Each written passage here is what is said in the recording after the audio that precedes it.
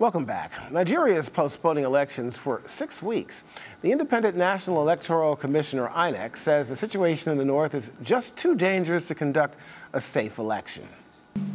The Office of the National Security Advisor wrote a letter to the Commission drawing attention to recent developments in the 4 northeast states of Borno, Yobe, Adamawa, and Gombe, currently experiencing the challenge of insurgency. The letter stated that security could not be guaranteed during the proposed period in February for the general elections. Well, Nigeria's newspaper this day reports a mixed reaction to the move, which comes as fighting intensifies there. Boko Haram has been staging repeated attacks against the city of Maiduguri. The terror group is also ranging across the border into Cameroon and Niger. Troops from Nigeria, Cameroon, Niger, and Chad are now engaged in the effort to crush the terrorists. Well, as part of our team coverage of Nigeria's presidential election, we have Priya Sridhar in Abuja about the commission announcement, and Sarah Firth in Lagos with reaction from the All Progressives Congress. Priya, I want to start with you first. Tell us how the announcement by INEC was received in the capital. That's right. Well, immediately following the announcement, the press corps really wanted to know from the INEC chairman what exactly would 6 weeks really do. As you mentioned, the Boko Haram insurgency has really been devastating this country, Nigeria, the northeastern part of the country, for 5 years now. It's killed about 10,000 people and displaced about 1 million more. And so many people are wondering, is 6 weeks really going to make much of a difference? But as you also mentioned, the African Union has actually pledged to bring 7,500 troops to that area of the country. And so now that there's sort of a multinational joint coalition, essentially what the INEC chairman said was that you can't really conduct elections in that part of the country if a major military operation is going on. He really wanted to stress that INEC has been prepared. There's been a lot of criticism that INEC has only been able to get permanent voting cards to about 70% of the 70 million eligible voters in this country. But he said, you know what, we're ready. But the fact that the National Security Advisor and high-ranking military officials warned the INEC chairman at a National Council of State meeting recently that they didn't feel comfortable having these elections, he really had to take that into consideration. He also said it's really important to consider that there's 700,000 people who are working these elections. They're manning the polling booths, they're bringing the ballot papers to the polling booths, and it just would be irresponsible on his behalf to have all of those people go out this Saturday if he really couldn't ensure their safety. So that's essentially the reaction from here in Abuja. Sarah, I want to go to you. And Shreya, thanks, and stay tuned here. 6 weeks, maybe not a long time, perhaps a long time. Does this give the opposition and General Buhari more of a chance to make a case for the fact that he should be leading this country? Well, look, it's already considered an incredibly close-run thing, and that final tally expected to be the closest in Nigerian election history.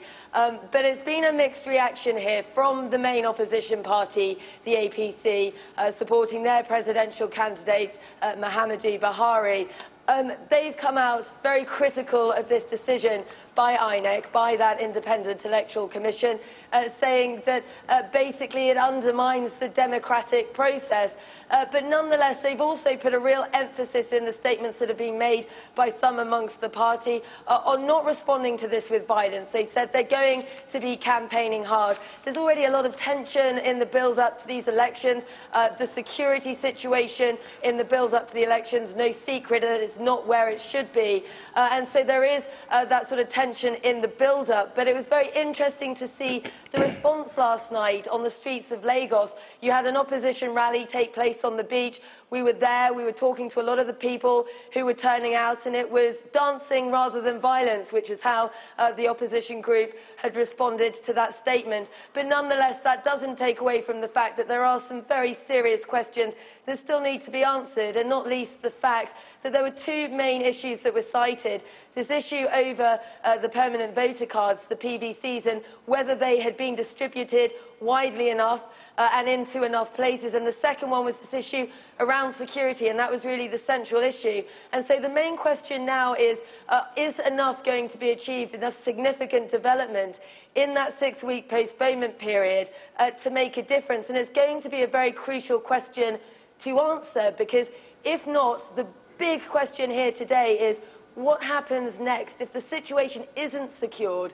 Is there the possibility for another delay? Absolutely. Sarah and Priya, I also want to get to you. And Sarah, you might want to talk about this as well. Chime on this. April 15th, as you both well know, is the one-year anniversary that those 200-plus schoolgirls were kidnapped. And of course, not a word at this point. I'm thinking as you extend the time before these elections take place closer to that date, I don't think that would bode well in anybody's mind in terms of how that would help, say, for instance, the re-election of Goodluck Jonathan.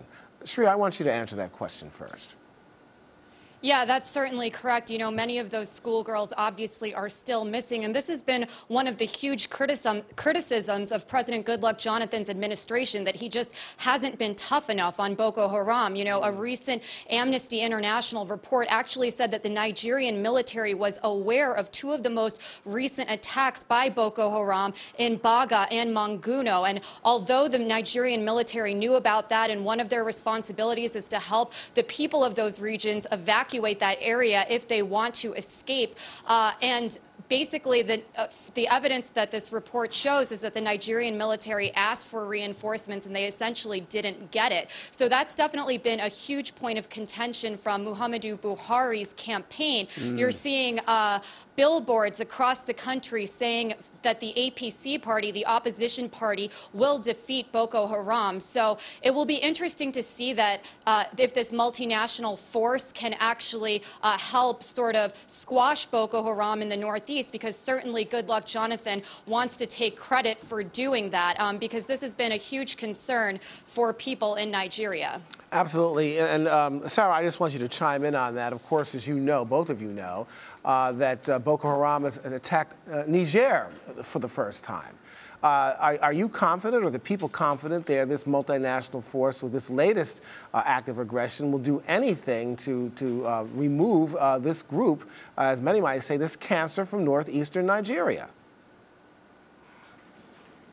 Well, I think it's very interesting that you've heard the warning coming from many corners to the Nigerian government that security is not used as a pretext for delaying the democratic process. But it's so interesting when you talk to the people amongst the opposition, but just out on the streets. And the security situation is such in the country that everyone takes it extremely seriously. And one particular response that really chimed with me when I was talking to people out on the streets of Lagos was someone saying that when it comes to the security situation, and in particular what's happening in the northeast with Boko Haram, they don't feel that Nigerians should be divided along party lines. At that point, it doesn't come down to whether you support the PDP or the APC or one of the many other political parties. So everyone is very aware of how serious the security situation is, and you have at the same time got this development with this regional response counterinsurgency operation going on to push back against Boko Haram.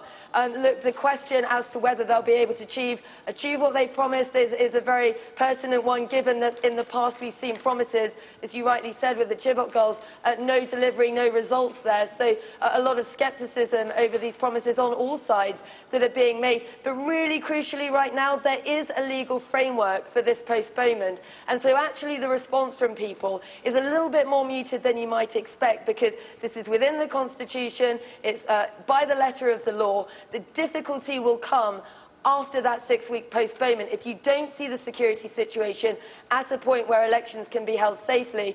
Then you're getting into very difficult water. Right. Well, we at least have 6 more weeks to look forward to, I guess. Priya Sridhar and Sarah Firth, both on the front lines. Ladies, thank you so much for your reporting.